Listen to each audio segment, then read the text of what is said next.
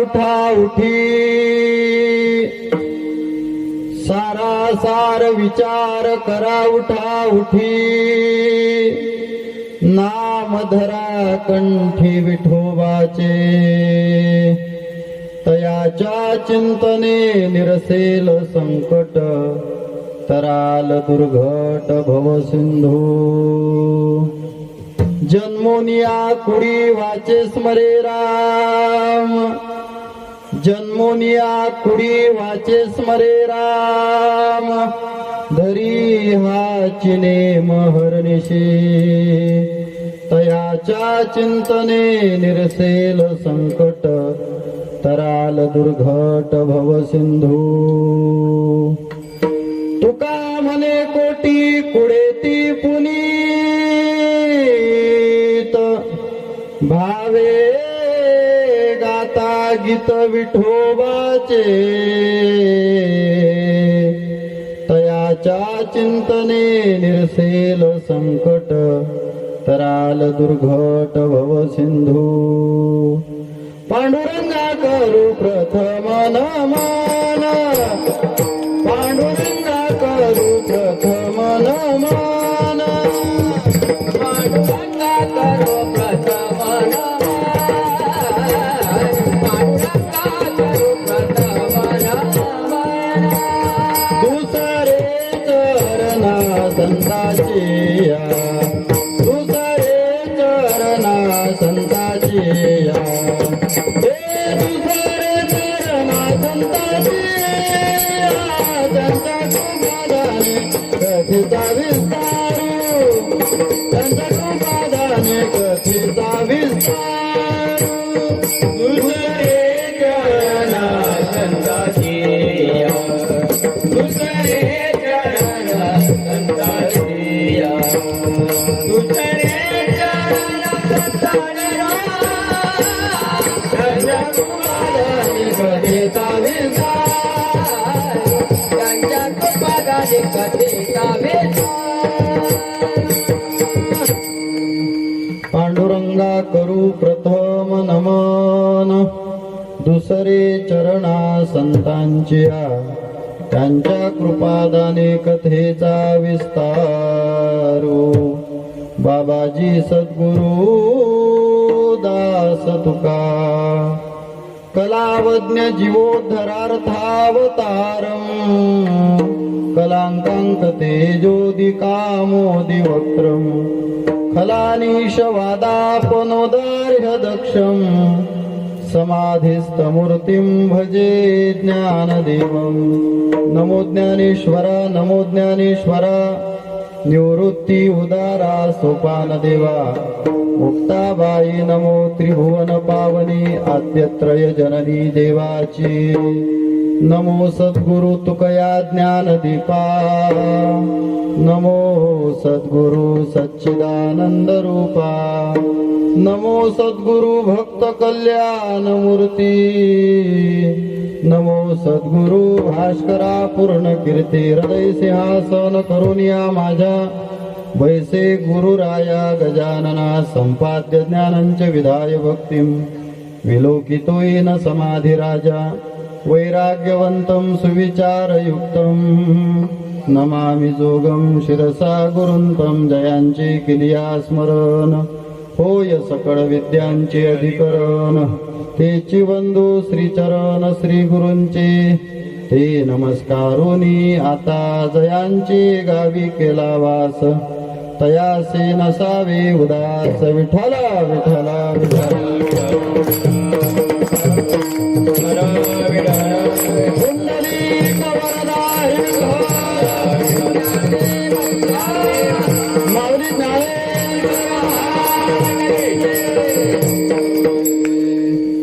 सारा सार विचार करा उठा उठी, सारा सार विचार करा उठा उठी, नाम धरा कंठी विठोबाचे, तयाच्या चिंतने निरसेल संकट, तराल दुर्घट भव सिंधू. प्रस्तुत कीर्तन रूपी सेवेकरिता निवडलेला अभंग, महान भगवत भक्त संत सम्राट विश्ववंद्य विश्वोद्धारक सकल संत कंठभूषण वैराग्य राग रसिक देहू निवासी श्रीमंत श्री जगद्गुरु तुकाराम महाराजांचा 4 चरणांचा भगवान परमात्म्याच्या नामाचा उपदेश करणारा असा अभंग आहे. विठ्ठल विठ्ठल.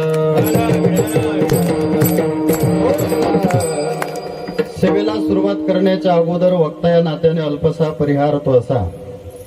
आपल्या या खामगाव शहरामध्ये गांधी लेआउट या परिसरामध्ये आजपासून सुरू झालेला हा नामसंकीर्तन महोत्सव, मला असं वाटतं या कार्यक्रमाचं वर्षही पहिलंच आहे आणि आजचं कीर्तनही पहिलंच आहे. म्हणजे आपण सर्व आज बालवाडीत आहोत. आलं का लक्षात? इथून आपली शाळा सुरुवात. मी विचारलं, म्हटलं कितवं वर्ष आहे, कितवं कीर्तन आहे? वर्षही पहिलं आणि कीर्तनही पहिलं. त्याच्यानं आपल्याला आयडिया काही नाही यांना माल कोणता पाहिजे. आलं का लक्षात? तरी काही हरकत नाही, 10 मिनिटात आपल्याला समजून जाईल. म्हणून पहिला दिवस, पहिलं वर्ष आणि पहिल्या वर्षाच्या मानानं फार सुंदर असं नियोजन आहे. पहिल्या वर्षाच्या मानानं बरं. म्हणून सेवेकरता उपस्थित सर्व गुणीजन, कलाकार, मृदंगाचार्य, गायनाचार्य, विनेकरी आणि साऊंड सिस्टीम फार सुंदर आहे. त्याचप्रमाणे सर्व श्रोतृवर्ग, माता पित्रा वर्ग या ठिकाणी उपस्थित आहेत. आणि महत्वाचं म्हणजे आमच्या सोबत नेहमी तीर्थयात्रा करतात आमच्या माता भगिनी. आलं का लक्षात? आता एवढ्यांचे नावं घेणं म्हणजे अर्धा घंटा जाईल, अगोदर टाइम गेला. म्हणून सर्वच माता भगिनी असतील, त्याचप्रमाणे पुरुष वर्ग असतील, आमचे मामा सुद्धा समोर बसलेले आहेत. सर्वांच्या उपस्थितीमध्ये आपल्याला कीर्तन करायचं आहे. वेळ आपल्याकडे कमी आहे, म्हणून जास्त विस्तार न करता आपण कीर्तनाचा आनंद घेऊया. आता तुमचं पहिलं वर्ष आहे, तुम्हाला माहित नाही. कीर्तनाचा नियम आहे, कोणत्याही क्षेत्रामध्ये गेल्यानंतर नियम आहे. आणि तुम्ही जर नियम चुकला तर मग तुमची फजिती झाल्याशिवाय राहणार. चुकलिया वर्म फेरा पडे. प्रत्येक गोष्टीमध्ये वर्म आहे. काय आहे? वर्म. ते वर्म जर आपल्याला माहिती नाही तर फेरा पडल्याशिवाय राहत. अलीकडे आम्ही कीर्तनाला फिरत असताना मॅप लावून फिरतो. यांनी सांगितलं गांधी लेआउट. आम्ही गांधी लेआउटचं मॅप लावलं आणि त्या गांधी लेआउट मध्ये येऊन पोहोचलो. ते म्हटले तुम्हाला मंडप दिसेल. आम्ही लग्नाच्या मंडपातच उभे राहिलो. तिकडे जवळच लग्न चालू आहे. म्हटलं इथं तर कीर्तनाचं वातावरण दिसत नाही. आलं का लक्षात? कोणीच माझ्याकडे पाहायला तयार नाही. आलं का लक्षात? सोपत्यातला महाराज म्हणजे नवरदेव. त्याला वाटलं हा सोपत्यातला नवरदेव लग्नातल्या नवरदेवात आला कुठून. म्हटलं इथं काही आपला ताळामेळ लागत नाही. परत फोन केला, पुढे आलो, मग हा मंडप लागला. म्हणजे वर्म जर चुकलं तर फेरा पडल्याशिवाय राहत. एक नवीनच सुनबाई होती, नवीनच. तुमच्या जवळचे उदाहरणं देऊन आपल्याला कीर्तन करायचं आहे हासेखेडीमध्ये. आणि सुंदर तुम्हाला समजेल या पद्धतीनं आपल्याला कीर्तन करायचं आहे. माझी भाषा समजते ना? मी काही अमेरिकेतून आलो, मी आपल्या जवळचाच आहे, नांदुरा खामगाव भागातलाच आहे. म्हणून त्या ठिकाणी प्रत्येक गोष्टीमध्ये वर्म महत्वाचं आहे. नवीन सुनबाई आली शिकून, अलीकडच्या सुनबाई जर म्हटल्या तर त्या ठिकाणी फक्त नाका डोळ्यामध्ये चांगल्या आहेत, गुणात असतील असं सांगता येत. तुम्हाला जर भेटले असतील तर तुम्ही भाग्यवान आहे. आलं का लक्षात? नवीन सुनबाई आली, स्वयंपाक कसा करावा माहिती नाही, गेली किचन मध्ये आणि किचन मध्ये गेल्यानंतर पाकशास्त्राचं पुस्तकच घेऊन आली होती. तिच्या आईनं तिला अंधनच दिलं होतं पाकशास्त्र. तिला आईला माहिती होतं की आपली मुलगी काय गुणाची आहे. म्हणजे बाई कोणताही आयटम करायचा म्हटला की करायचा. लग्नाला जेव्हा पाहुणे पाहायला आले तेव्हा पाहुण्याने विचारलं, बाई तुला काय काय येते? म्हणे तुम्ही म्हणाल ते येते, कारण पुस्तकच होतं. आई म्हणे टेन्शन घ्यायचं. आता अलीकडे मुलीला लग्नाचं फार टेन्शन नाही, पण मुलांना भरपूर टेन्शन आहे. कोणी आम्हाला कोणत्याही गावात गेलं की महाराज मुलगी पहा, मुलगी पहा, मुलगा पहा असं कोण म्हणत. आलं का लक्षात? आहे का कोणाला मुलगा पाहिजे का? आपल्याकडे भरपूर आहेत मुलं. इकडे आहे काय खामगाव मध्ये मुलगा? पण मुली जर म्हटलं तर चांगल्या चांगल्या ऑफर आल्याशिवाय राहणार. मग कोणी म्हणते मुलगा पहा, मुलगी पहा, मुलगी पहा. अलीकडे मुलीची कमी आहे, त्याच्यानं मुलाचं मार्केट दबलेलं आहे. आता प्रत्येक खेड्यापाड्यात एकच मारुतीचं मंदिर होतं. आता मंदिरं वाढण्याची शक्यता आहे. जिकडे तिकडे मुलं लग्नाचे कमी आहेत. मला सांगायचा एक पोरगा होता, त्याला पाहण्यासाठी पाहुणे आले. पाहुणे पाहायला आले, 15-20 घरचे पाहुणे वापस गेले, पण याला पसंत केलं. शेवटी याचा बाप टेन्शन मध्ये आला आणि याला म्हणे, हे बघ, आता जर पाहुणे पाहायला आले तर टेन्शन घ्यायचं नाही, वाढून सांगायचं. वाढून लक्ष देऊन आहे का? काय सांगायचं? वाढून सांगायचं. शिक्षण 12वी आहे ना, 2 वर्ष शिल्लक सांगायचे, फर्स्ट इयर सांगायचं. आलं का लक्षात? बीकॉम एमकॉम सांगायचं, बेकॉम काय असो ना, पण सांगायचं. याला वाटलं काही हरकत नाही. आले पाहुणे पाहायला, लक्ष द्या. पाहुणे पाहायला आले आणि याला बापाने सांगितलं होतं की पाहुणे आल्यानंतर वाढवून सांगायचं. वाढवून, पण काय वाढवून सांगायचं हे सांगितलं नाही. पाहुणे पाहायला आले, विचारायला लागले, काय तुझं नाव? अमुक अमुक. बरोबर. शाळा किती झाली? हा 12वी नापास होता. हा म्हणे एमकॉम झालं. आलं का लक्षात? पाहुणे म्हणत याच्या बायोडाटामध्ये तर 12वी नापास आहे, पण असू द्या, काही हरकत नाही. हा म्हणे बीकॉम झालं, एमकॉम झालं. पाहुणे म्हणत हरकत नाही. बरोबर. भाऊ किती आहेत? भाऊ हा म्हणे तसे 30-35 आहेत. आता बापानं सांगलं होतं वाढवून सांगा. तसे 30-35 आहे म्हणे, पण सगळेच लग्नाचे राहिले. आता वाढून सांगणंच चालू आहे. आलं का लक्षात? 30-35 म्हणता बरोबर बाप तिथंच बसलेला होता. याला आला खोकला. मग पाहुणे म्हणायला लागले, का रे तुझ्या बाबाला खोकला आहे वाटते? नाही, खोकला नाही, त्यांना टीबी आहे, टीबी. आता वाढूनच सांगायचं आहे. आलं का लक्षात? मग त्यांना टीबी एकच रोग आहे का? नाही, त्यांना भरपूर रोग आहेत. म्हणजे हा हाफ मॅड होता, त्याच्यात सगळं वाढून सांगत होता. बाप म्हणे आला, कुठून सांगितलं वाढून सांग? जे सांगायला पाहिजे ते दिलं सोडून, भलतच बसला वाढून सांगायला. आलं का लक्षात? अशा पोराचे काय लग्न होतील?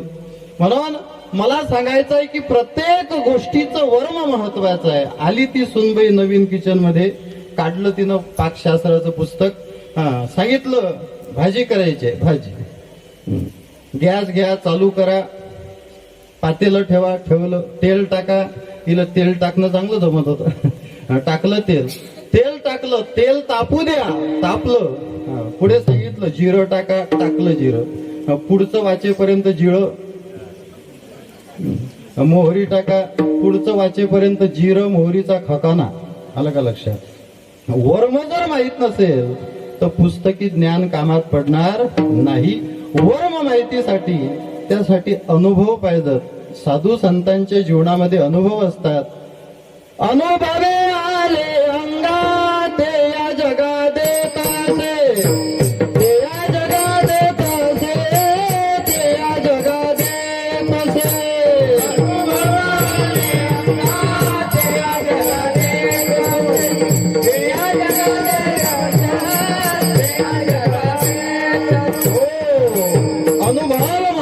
आहे, वर्म महत्वाचा आहे. म्हणून या ठिकाणी कीर्तनाचं वर्म आहे, कीर्तनाचा नियम आहे. नियम जर चुकला तर फजिती झाल्याशिवाय राहत. रस्त्याचा नियम आहे सावधान, पुढे धोक्याचे वळण आहे. तरी सुद्धा गाडी जर कमी केली नाही तर ऍक्सिडेंट झाल्याशिवाय राहणार नाही. वर्म नियम महत्वाचा आहे. म्हणून कीर्तनाचा नियम आहे. काय नियम आहे? करे ताळी बोला मुखी नाम. कीर्तन चालू असताना जेव्हा जेव्हा विठ्ठल विठ्ठल भजन येते तेव्हा हाताने टाळी आणि मुखाने नामचिंतन करायचं. तुम्हाला सर्वांना टाळी वाजवता येते ना? सर्वांचे जेवण झाले ना? महत्वाची गोष्ट सांगायची झाल्यास आजचे अन्नदाते, मला असं वाटतं सकाळी त्यांनी अन्नदान केलं आणि संध्याकाळी सुद्धा अन्नदान केलं. फार सुंदर स्वयंपाक वगैरे सर्व एवढा मोठा आटापिटा करून अन्नदान करून कीर्तनालाही उपस्थित आहेत. म्हणून एकदा अन्नदात्यासाठी टाळ्या वाजवा. फार सुंदर अन्नदान केलं. त्याचप्रमाणे पहिलं वर्ष आणि पहिल्या वर्षाच्या मानानं उपस्थिती सुद्धा फार सुंदर आहे. असो, पहिला दिवस म्हटला की ट्रायल बॉल. पहिल्या दिवशी वेळही भरपूर होतो. पहिल्या दिवशी सगळं असंच असते. पहिल्या दिवशीचा कीर्तनकारही काही कामाचा नसते. पहिल्या दिवशीचा कीर्तनकार म्हणजे पत्रावळी घेऊन येते, पत्रावळी घेऊन. आता उद्यापासून तुम्हाला मोठे मोठे कीर्तनकार पक्वान्न वाढतील. कोणी गुलाबजाम आणेल, कोणी बासुंदी आणेल, वेगवेगळे पक्वान्न येतील. आज आपल्याला फक्त पत्रावळी टाकण्याचं काम करायचं आहे. असो, म्हणून कीर्तनाचा नियम आहे भगवान परमात्म्याचं भजन. सर्वांनी एकदा जोरदार टाळी वाजवायची आहे, देवाचं भजन करायचं आहे. तशी नका वाजवू. मी भजन म्हणेल, माझ्यासोबत भजन म्हणायचं मागे आणि टाळी वाजवायची आणि भजन म्हणायचं. असं वाटलं पाहिजे की खामगाव मध्ये कीर्तन चालू आहे. जेव्हा जेव्हा गायन येईल तेव्हा विको वाढत जातो. कन कन मे गण गणात बोते श्री गजानन माऊली. तारी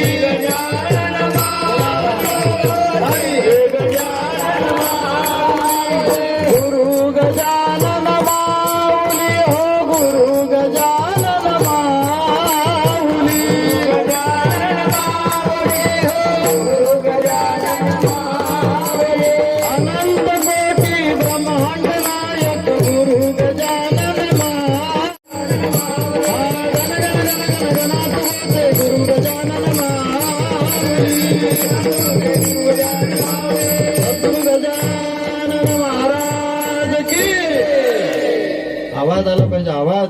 सद्गुरु गजानन महाराज की, छत्रपती शिवाजी महाराज की, भारत माता की, अमेरिका माता की.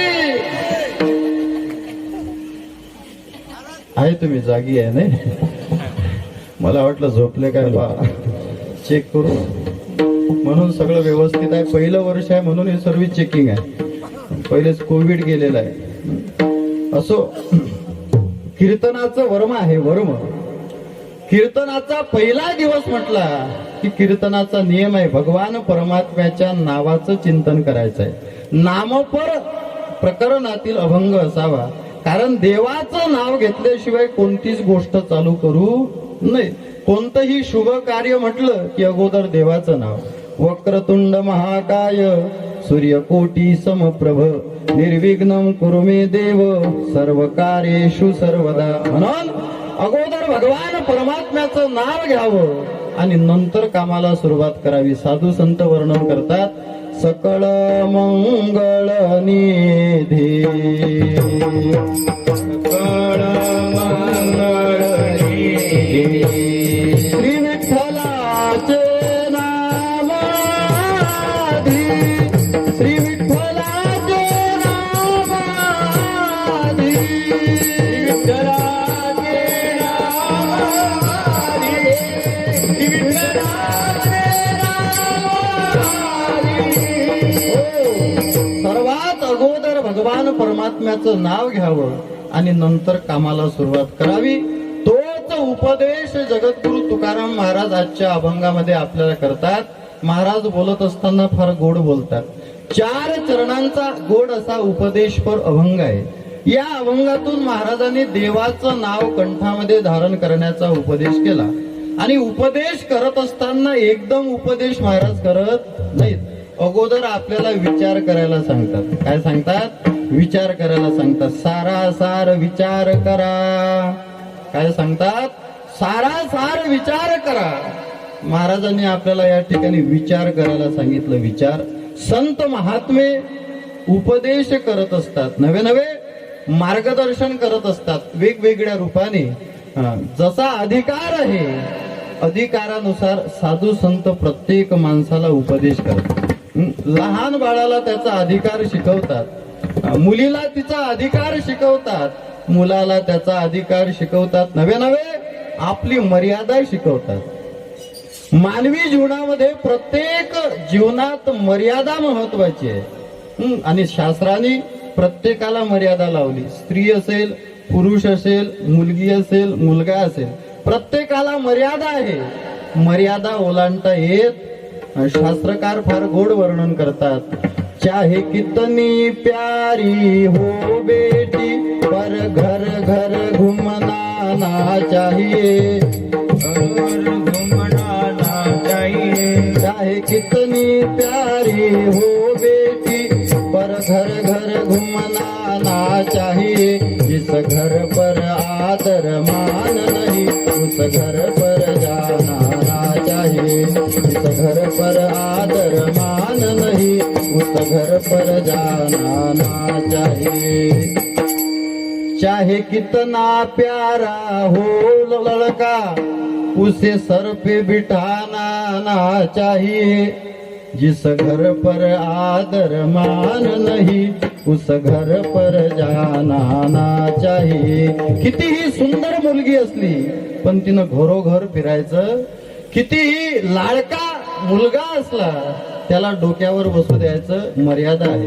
प्रत्येक जीवनामध्ये साधू संतांनी मर्यादा शिकवली. स्त्रीचा धर्म काय, माणसाचा धर्म काय, मुलाचा धर्म काय, मोठ्या माणसाचा धर्म काय.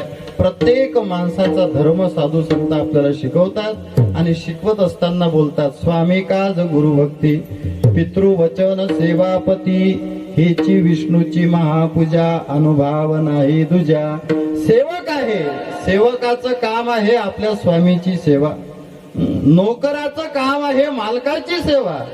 पत्नीचं काम आहे पतीची सेवा. मुलाचं काम आहे बापाची सेवा. शिष्याचं काम आहे गुरुची सेवा. प्रत्येकाला आपापली जाणीव करून देतात. 84 लाख योनी आहेत. किती आहेत? 84 लाख योनी. आणि या 84 लाख योनीमध्ये एकच योनी अशी आहे, एकमेव योनी अशी आहे की त्या योनीच्या ठिकाणी ज्ञान आहे. ती योनी म्हणजे कोणती? माणसाची योनी. यात देई घडे देवाचे भजन, यात देई घडे यात देई घडे देवाचे भजन, यात देई घडे यात देई घडे देवाचे भजन, यात देई घडे देवाचे भजन, यात देई घडे देवाचे भजन, यात देई घडे देवाचे भजन. आणि काय ज्ञान नाही कोठे, आणि काय ज्ञान नाही कोठे, आणि काय ज्ञान नाही कोठे, आणि काय ज्ञान नाही कोठे. यात देई घडे देवाचे भजन, यात देई घडे देवाचे भजन, यात देई घडे देवाचे भजन, यात देई घडे देवाचे भजन. याच देही घडे देवाचे भजन आणि काही ज्ञान नाही कुठे. याच जन्मामध्ये आपण चांगलं करू शकतो, बाकीच्या जन्मात ज्ञान नाही. साधू संत फार गोड वर्णन करतात. पशु काय पाप पुण्य जाणते, उत्तम मध्यम भोग भोगिती, काही एक उपजता मरती, बैरे अंध होती पांगुळ मुखी. पशु पक्षी यांना ज्ञान नाही. परंतु महाराज आता वर्तमान काळामध्ये परिस्थिती अशी झालेली आहे, आपल्यापेक्षा पशु पक्षी परवडले. म्हणून कोणाला शिवी देत असताना चुकूनही पशु पक्ष्याचं नाव घेऊन शिवी द्यायची. कारण आता पशु आणि पक्षी हे परवडले, पण काही काही माणसं परवडले नाहीत. कीर्तनातले सोडून बरं, कारण कीर्तनात चांगले लोक असतात. म्हणून अलीकडे मानवाने आपला धर्म सोडलेला आहे. मनुष्याने आपला धर्म सोडला, पशु पक्ष्यांनी आपला धर्म सोडलेला नाही. प्रत्येक पशु पक्षी आजही आपल्या धर्माचं अनुकरण करतो. तुम्हाला समजावून सांगेल. म्हणून कोणाला जर शिवी द्यायची असेल तर पशु पक्ष्याचं नाव घ्यायचं. अलीकडे आपल्याला शिवी द्यायची सवय आहे, का रे गध्या म्हणून. गध्या म्हणून गध्याचा कधी अपमान करायचा, कारण गधा हा हुशार प्राणी आहे. छत्रपती शिवाजी महाराज गध्याला सोबत वापरत होते. कशासाठी? जेव्हा युद्धाला जायचं आणि जाता जाता आड मार्गाने जंगलातून जायचं आणि जंगलातून जाता जाता एखाद्या तळ्याचं पाणी प्यायचं आहे आणि ते पेत असताना समजा शत्रूंनी जर त्यात विष कालवलं तर म्हणून मावळे मरतील त्यासाठी गाढव सोबत वापरत होते. गाढवाला असं ज्ञान आहे की त्या ठिकाणी गाढव पाण्यामधलं विष ओळखतो. पाण्यात जर विष असेल तर गाढव पाणी पित, गाढवानी जर पाणी पिलं तर सर्वांनी प्यायचं आणि गाढवांनी पिलं नाही की समजायचं यात काय आहे, विष आहे. गाढव महत्वाचं आहे. छत्रपती शिवाजी महाराजांजवळ कुत्रा होता. कुत्रा सुद्धा महत्वाचा आहे. एवढूसा कुटका भाकरचा टाकला, एवढूसा घास टाकला की रात्रभर नोकरी इमानदारीने केल्याशिवाय राहत नाही. कुत्र्याने आपला धर्म सोडला नाही. गाढव आजपासून 1000 वर्षाच्या अगोदर, विको कमी करतो, आजपासून 1000 वर्षाच्या अगोदर त्या ठिकाणी ओझच वाहत होता आणि आजही ओझच वाहतो. गाढव असा म्हणत नाही आता जमाना बदल गया. आलं का लक्षात? जमाना बदलला, आता मी बदललं पाहिजे असं गाढव म्हणत. गाढव आपला धर्म सोडायला तयार नाही. कुत्रा आपलं भुंकणं सोडायला तयार नाही. वाघ आहे वाघ. आता आपण वाघ पाहिला तिथं गिरनारला. तो वाघ आहे वाघ. वाघाचा काय धर्म आहे? वाघाचा आहार आहे मांसा आहार. 1 महिना उपवाशी राहील पण खाईल मांसच, दूध पिणार नाही, गवत खाणार नाही. धर्म विसरला नाही. आलं का लक्षात? त्याचप्रमाणे गाय आहे. गाय आजही गवत खाते. कधी मांस खाताना आपण पाहिली नाही. गायीनं धर्म विसरला नाही. अनेक पशु पक्ष्यांची उदाहरणं तुम्हाला देता येतील. जाता जाता सांगून जाईल. कबीर महाराजांचा एक फार सुंदर दोहा आहे बघा, ऐकण्यासारखा आहे, फार गोड आहे.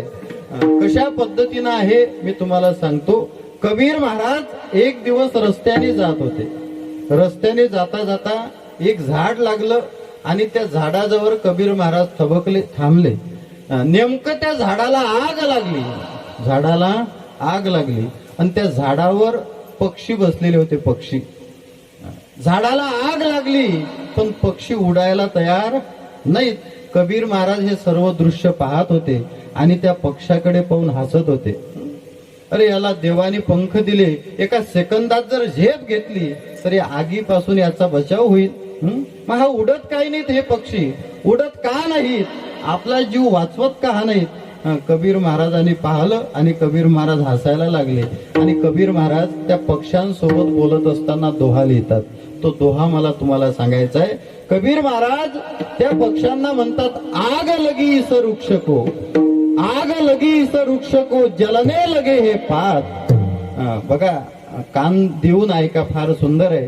कबीर महाराज त्या पक्ष्यांना म्हणायला लागले, अरे पक्ष्यांनो, आग लगी इस वृक्ष को, जलने लगे हे पात, अब क्यों न उडे रे पंछी, जब पंख तुम्हारे साथ. अरे पक्ष्या, या वृक्षाला, पुढे बघा फार सुंदर आहे. अरे पक्ष्या, या वृक्षाला आग लागली आणि भगवान परमात्म्याने तुला पंख दिले. तू जर उडून गेला तर तुझा जीव वाचल्याशिवाय राहत नाही. तू उडत का नाही असा प्रश्न पक्षाला कोणी विचारला? कबीर महाराजांनी विचारला. आग लगी इस वृक्ष को, जलने लगे हे पात, अब क्यों न उडे रे पंछी, जब पंख तुम्हारे साथ. हा झाला प्रश्न. आता पक्षी कबीर महाराजांसोबत बोलतो, उत्तर देतो. पक्ष्याने दिलेलं उत्तर फार मार्मिक आहे, फार गोड आहे. माणसाने धडा शिकावा असं उत्तर आहे. पक्षी त्या ठिकाणी बोलायला लागला. पक्षी म्हणायला लागला, महाराज, फल खाये इस वृक्ष के, फल खाये इस वृक्ष के, गंदे किए पात. काय म्हणाला पक्षी? फल खाये इस वृक्ष के, गंदे किए हे पात. अरे या ठिकाणी याच झाडावर मी उन्हाळा काढला, याच झाडावर मी पावसाळा काढला, याच झाडावर मी हिवाळा काढला, याच झाडावर माझा जन्म झाला, याच झाडावर मी लहानाचा मोठा झालो, याच झाडाचे फळं खाल्ले, याच झाडावर विष्ठा केली, पानं गंदे केले आणि याच्यावरच मी लहानाचा मोठा झालो. या झाडाचे माझ्यावर अतोनात उपकार आहेत. फल खाये इस वृक्ष के, गंदे किए हे पात, अब हमारा यही धर्म है, जले इन्हीं के साथ. आता वाजवाटा अलग अलग. किती सुंदर आहे. आता माझा धर्म हा सांगतो की याच्यासोबत जोडून भस्म व्हा, पण उडायचं याला म्हणतात उपकाराची जाणीव. शिकण्यासारखं आहे पक्षाजवळून. अलीकडे माणसं बदलतात महाराज. मी तुम्हाला अनेक उदाहरणं सांगितली. पशु पक्षी बदलत नाहीत, पण माणसाची जात एवढी विचित्र आहे. बाकीच्यांना धोका देतील काही विशेष नाही हो. आता कलियुगाच्या काळामध्ये आई वडिलांना धोका आहे. कबीर महाराज म्हणतात हे दुनिया बेमान आहे. आई रे बेमान दुनिया, आई रे, आई रे बेमान दुनिया, आई रे, ओ आई रे बेमान दुनिया, आई रे, आई रे बेमान दुनिया, आई रे. हाँ, माता पिता को कोई नहीं माने, कोई नहीं माने, कोई नहीं माने. माता पिता को कोई नहीं माने, कोई नहीं माने, कोई नहीं माने. औरत को बहुमान, औरत को बहुमान, औरत को बहुमान, औरत को बहुमान. हे आई रे बेमान दुनिया, आई रे बेमान दुनिया, आई रे, आई रे बेमान दुनिया, आई रे, आई रे बेमान दुनिया, साधु संत को कोई नहीं माने, कोई नहीं माने, कोई नहीं माने. साधु संत को कोई नहीं माने, कोई नहीं माने, कोई नहीं माने. हो, बेमान दुनिया आहे. कबीर महाराज म्हणतात आई वडिलांना किंमत नाही, औरतला मोठा मान आहे. म्हणून साधू संतांना किंमत नाही, हिजडो को बहुमान. कलियुगाचा काळ आहे, धावपळीचा काळ आहे, विज्ञानाचं युग आहे. सुशिक्षित लोक झालेले आहेत, शिकलेले आहेत, परंतु त्या ठिकाणी दया नाही, धर्म नाही, आई वडिलांना किंमत नाही, भगवंताची भक्ती नाही. अलीकडे कबीर महाराज म्हणतात दुनिया बेमान झालेली आहे. आई रे बेमान दुनिया, आई रे, आई रे बेमान दुनिया, आई रे, ओ आई रे बेमान दुनिया, आई रे, आई रे बेमान दुनिया, बेमान दुनिया आहे. दुसऱ्याला धोका देतील विशेष नाही, आई वडिलांना धोका आहे. आलं का लक्षात? म्हणून या ठिकाणी पक्षी आपल्याला शिकवतो की माणुसकी काय आहे. आलं का लक्षात? म्हणून वर्म शिकवतो माणसाचं कर्तव्य काय, माणसाचं कर्तव्य महत्वाचं आहे. अलीकडे लोक साधू संतांना किंमत देत नाहीत, आई वडिलांना किंमत देत नाहीत. बघा, एक मुलगा होता, मुलगा तो येऊन जाऊन घरात आला की विचारत होता आई कुठं आहे, आई कुठं आहे, असं कुठपर्यंत विचारत होता. जोपर्यंत अक्षित डोक्यावर पडत नाही तोपर्यंत. मग घरात आला की आईला विचारत होता ती कुठं आहे, ती कुठं आहे. एक दिवस आईनं सुंदरपैकी कढी आणि चपाती याला जेवण वाढलं. कोणाला? या मुलाला. कढी आणि पोळीचं जेवण वाढलं आणि जेवण वाढल्यानंतर आई याला मोठ्या प्रेमानं विचारायला लागली. मोठ्या प्रेमानं विचारायला लागली, म्हणे बाळा कशी झाली रे कढी, कशी झाली कढी. बाळ म्हणे जराशी पतली झाली कढी. आलं का लक्षात? पण पतली झाली म्हणे कढी, जराशी घट पाहिजे होती. असं काय म्हणे पतली झाली? अरे तुझ्या बायकोनी केली. म्हणे पतली झाली पण टेस्टी झाली. म्हणजे लगेच पलटी मारली. अशी दुनिया झालेली आहे महाराज. म्हणून त्या ठिकाणी साधू संत या धावपळीच्या युगामध्ये आपल्याला आपल्या कर्तव्याची जाणीव करून देतात. प्रत्येकाचं कर्तव्य काय आहे? अभंगाच्या माध्यमातून तुकोबराय आपल्याला जागृत करतात. वेगवेगळे अभंग आहेत. सकाळच्या काकड्यापासून शेजारतीपर्यंत दिवसभराचे जे अभंग आहेत त्या अभंगाच्या माध्यमातून साधू संत आपल्याला जागृत करतात. पिंगळा महाद्वारी बोली बोली तो देखा, पिंगळा महाद्वारी, पिंगळा महाद्वारी बोल बोली तो देखा, पिंगळा तुम्ही डुगु डुगु ऐका डौर फिरवितो.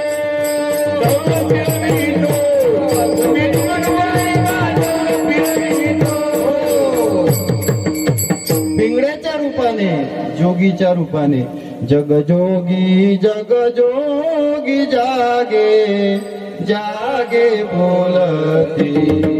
किंवा वासुदेवाच्या रूपाने वासुदेवाला रे वासुदेवाला वासुदेवाला रे वासुदेवाला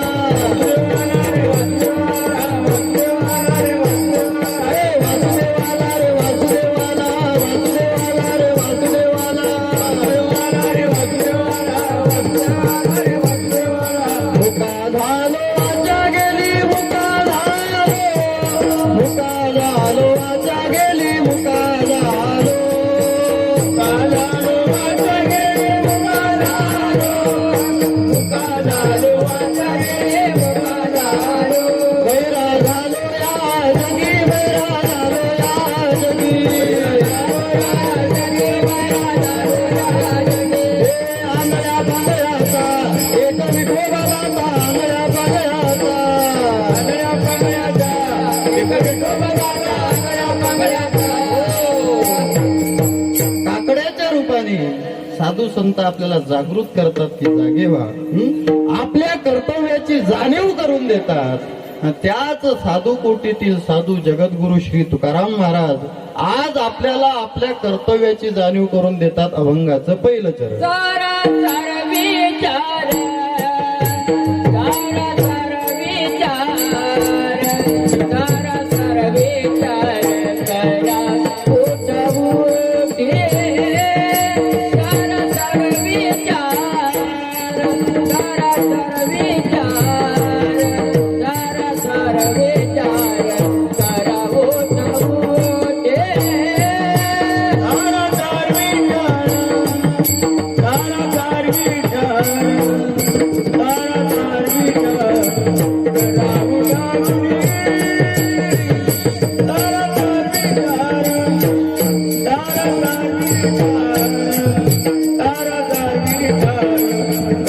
उठवते.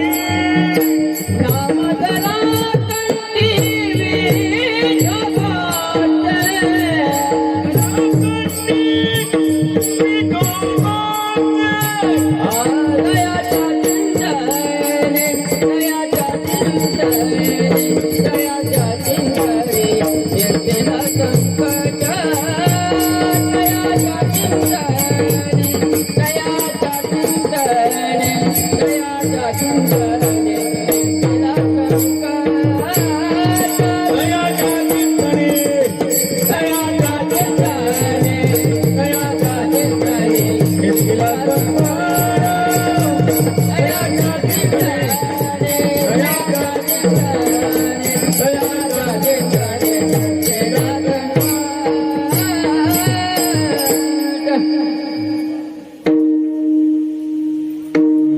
सारासार विचार करा उठा उठी नाम धरा कंठी विठोबाचे. आज या अभंगातून तुकाराम महाराज आपल्याला जाणीव करून देतात आणि जाणीव करत असताना विचार करायला सांगतात. काय सांगतात? एवढा मोठा 1-1.5 तास घेतला आणि वरून काय सांगतात महाराज? विचार करा. असं म्हणता बरोबर लोक म्हणायला लागले, महाराज तुम्ही अशी गोष्ट सांगताय, विचार करायला सांगता, हे आम्हाला सांगण्याची गरज. आम्ही तसेच तर विचार करू करू बोर झालो. किती विचार, किती विचार. प्रत्येक माणसाला विचार आहे. आपली ड्युटी असेल, नोकरी असेल, मुलांना शाळेचा विचार, आता अलीकडे 10वी-12वीच्या मुलांना परीक्षेचा विचार, कोणाला आपल्या नोकरीचा विचार, कोणाला शेतीचा विचार, कोणाला लग्नाचा विचार, कोणाला कशाचा विचार. इकडे तुमच्या भागामध्ये संध्याकाळी आलूची भाजी केली, उद्या कशाची करायची याचा विचार. सकाळी बेसन केलं तर संध्याकाळी काय करायचं, रोज विचार आहे ना. बरोबर आहे ना? तुम्ही बोलत नाही का खामगावचे लोक? बरोबर बोलतोय ना मी? आहे ना विचार? प्रत्येकाला विचार आहे. मग महाराज आम्ही अगोदरच विचार करू करू बोर झालो आणि वरून तुम्ही सांगता विचार करा. कसं करा? विचार गेला पाहिजे असं काही सांगा. तुम्ही म्हणता विचार करा, तुम्ही म्हणता विचार करा. विचार करा पण कोणता विचार करा हे महत्वाचं. विचार करा हे महत्वाचं आहे, पण कोणता विचार करा हे महत्वाचं आहे. अलीकडे लोक भलताच विचार करतात, काय होईल, कसं होईल, जे होईल ते होईल, होणार ते होते प्रारब्धेच. म्हणून विचार करत असताना भलता विचार करायचा नाही. शेगावच्या रेल्वे गेटवर एक हाफ मॅड बसलेला होता. हाफ मॅड समजते ना? हाफ मॅड आहेत की नाही तुमच्या भागात? नसतील तर आमच्याकडून आणून देतो, आमच्याकडे भरपूर आहे बाजार. हाफ मॅड, एक हाफ मॅड शेगावच्या रेल्वे गेटवर बसून डोक्यावर हात दिले आणि विचार करत होता. तिथं फुल मॅट आहे आणि तो फुल मॅट त्या हाफ मॅटाला विचारायला लागला, का रे काय करतो? म्हणे विचार करतो. विचार कशाचा विचार करतो? विचार करतो. अरे पण कशाचा करतो? म्हणे रेल्वे आल्यानंतर हे गेट बंद का करतात याचा विचार करतो. काय म्हणे? रेल्वे आल्यानंतर गेट बंद का करतात याचा विचार करतो. असं कोण म्हणे? हाफ मॅट म्हणे. तो फुल मॅट त्याला म्हणे हाफ मॅट एवढंही समजत नाही, रेल्वे गावात घुसू नये म्हणून बंद करतात. आलं का लक्षात? आता असा विचार करून काही फायदा आहे काय? एका गावामध्ये, खेडगाव, गावाचा प्रतिष्ठित नागरिक, खेड्यापाड्या गावामध्ये पाटीलकी असायची आणि त्या गावामध्ये गडी असायची. गडी, त्या गडीवर पाटील बुवा राहत होते. असे एक गडीचे चांगले प्रतिष्ठित नागरिक, त्या ठिकाणी गडी, आणि त्या गडीवर ते डॉक्टर असल्यामुळे त्यांचा दवाखाना होता.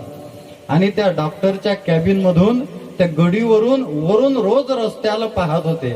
सकाळी 8 वाजता आणि संध्याकाळी 5 वाजता त्यांना म्हशी जाताना येताना दिसत होत्या. कोण? म्हशी जाताना येताना दिसत होत्या. ते वरून पाहत होते आणि पाहता पाहता त्या म्हशी अशा पद्धतच्या होत्या. ते एका म्हशीचं शिंग होते असे, म्हशीचे शिंग कसे होते असे. आता रोज पाहत होता आणि विचार करत होता, समजा या म्हशीच्या शिंगात बसलं तर कसं वाटेल? काही गरज आहे हा विचार करायची? इकडे एखादा पेशंट काढा, पैसे भेटतील. नाही, समजा या म्हशीच्या शिंगात बसलं तर कसं वाटेल? रोज विचार करत होता. 6 महिने झाले विचार केला. शेवटी एक दिवस म्हटलं आज प्रयोगच करू. आलं का लक्षात? आली म्हैस. जशी म्हैस आली आणि गडीहून उडी मारली म्हशीच्या शिंगात आणि म्हशीच्या शिंगात बसला. 2 शिंगा हाती आणि म्हशीला वाटलं हे हेलगट कुठून आलं. म्हैस निघाली पळत. आपल्याकडे तिला विचित्र भाषा आहे. आलं का लक्षात?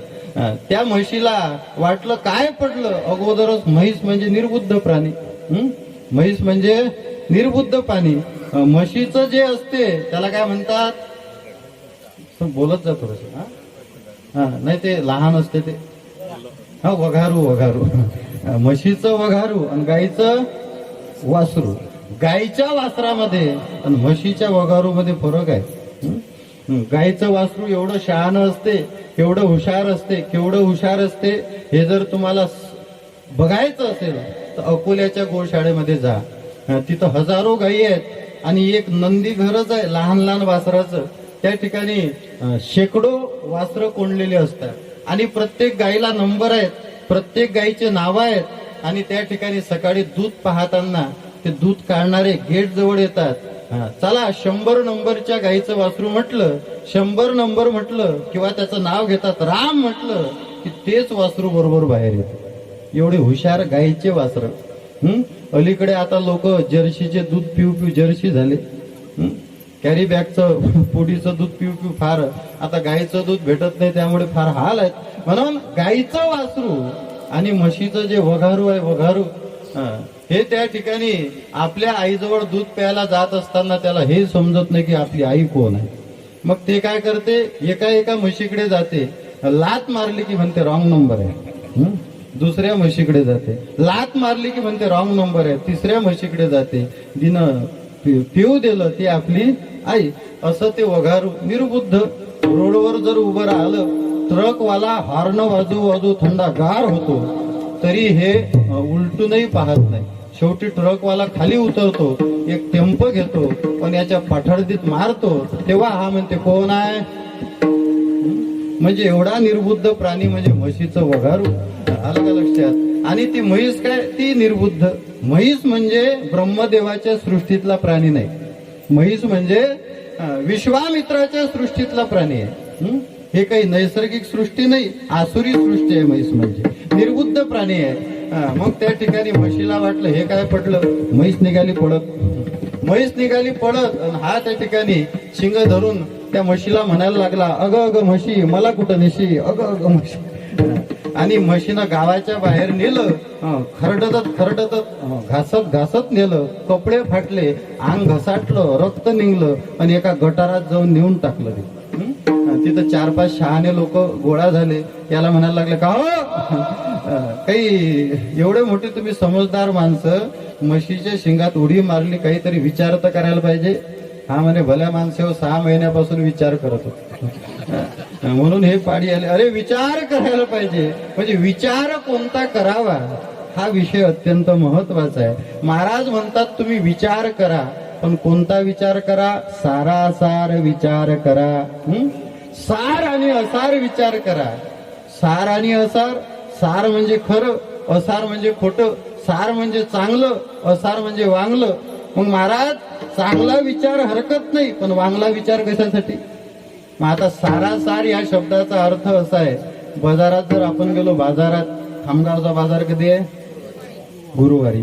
गुरुवारी जर आपण बाजारात गेलो तर त्या ठिकाणी बाजार भरलेला असतो. मग आपण म्हणतो टमाटे कसे दिले, टमाटे 20 रुपये किलो. मग आपण काय म्हणतो, काही कमी जास्त. काय म्हणतो आपण, काही कमी जास्त. दुकानदार म्हणे भाऊ कमी तर होत नाही, पण जास्त होतात 5 रुपये. कमी जास्त या शब्दाचा अर्थ काय? कमी. तसा सारासार या शब्दाचा अर्थ आहे फक्त सार विचार करा. आलं का लक्षात? महाराज म्हणतात सारासार विचार करा. सारासार विचार करतो महाराज आम्ही, हरकत नाही.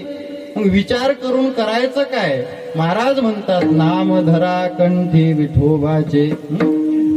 विचार करा आणि विचार करून कंठामध्ये विठोबाचं नाम धारण करा. कंठी धरा म्हणतात. कंठी म्हणजे कंठ, आणि कंठामध्ये धारण करा. मग कंठीच का? याच्यावर प्रश्न आहे आपला अभंगावर, की कंठीच का? त्याचं कारण असं आहे, 4 प्रकारच्या वाण्या आहेत. परा, पच्छंती, मध्यमा आणि वैखरी. परा म्हणजे बेंबीच्या देठापासून जी बोलली जाते तिला परावाणी म्हणतात. पच्छंती म्हणजे हृदयातून परावाणीने थेट परमात्म्याशी बोलता येते. पच्छंती म्हणजे हृदयातून ब्रह्माशी बोलता येते. मध्यमा म्हणजे कंठातून मनाशी बोलता येते. आणि वैखरी म्हणजे जनाशी बोलता येते. 4 वाण्या आहेत, 4 वाण्या. महाराज म्हणतात त्या खालचे 2 सोडून दे, वरची 1 सोडून दे, आणि ही जी मध्यमा आहे ही कंठी आहे. या कंठीमध्ये तू विठोबाचं नाव घे. मग महाराज कंठीच का, कंठामध्ये का? कारण तोंडात जर म्हटलं तर तोंडात वेगळं मनात वेगळं असण्याची शक्यता आहे. कारण आपण बोलतो काय, मनात दुसरा विचार करायची दाट शक्यता आहे. अलीकडे लोक दाखवतात तेवढा अभिनय आत असेलच असं नाही. अलीकडे दिखाव्याचा जमाना फार भरपूर आहे. म्हणून दाखवल्यापेक्षा अंदरचं महत्वाचं आहे. भगवान परमात्मा आतलं पाहतो, अंतरीची घेतो गोडी, पाहे जोडी बाबाची,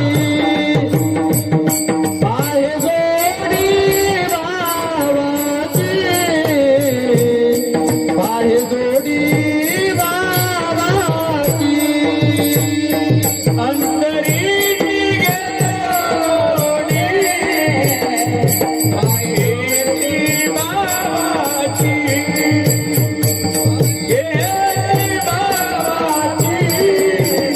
पाहे जोडी बाबाची. भगवान परमात्मा आतलं पाहतो, बाहेरचं पाहत नाही. आत कसे आहात हे महत्वाचं आहे. म्हणून बाहेरी कर